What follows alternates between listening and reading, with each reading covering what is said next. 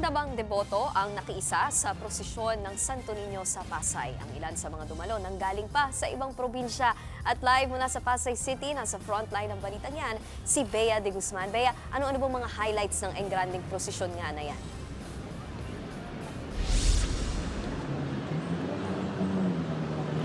Nikki, mahigit 100 karo o andas ng Santo Niño ang ipinarada ngayong 45th Santo Niño Grand Festival Procession dito sa Pasay City. Bago mag-alas 8 kaninang umaga, bumiyahe na mula Cavite, Laguna, Caloocan at Pangasinan ang kanina Lola Antonia, Lola Jackie at Lola Alma. Mahigit 20 lang naman ang imahe ng Santo Niño ang kanilang dinala bilang parte ng kanilang 15 taong panata.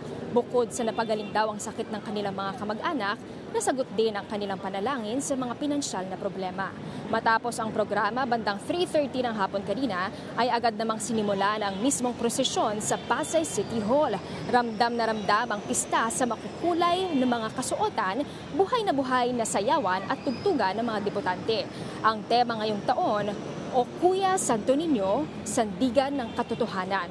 Ipinapakita raw na hanggat may Kristo sa ating puso at nananaig ang katotohanan, hindi tayo mawawala ng pag-asa. Ayon sa chairman ng selebrasyon, tinatayang nasa 300 to 400 ang depodanteng nandito ngayong araw. At 10 to 15% niyan ay mula pa sa iba't ibang probinsya kagaya na lamang ng Romblon, Laguna, Pangasinan at Laguna.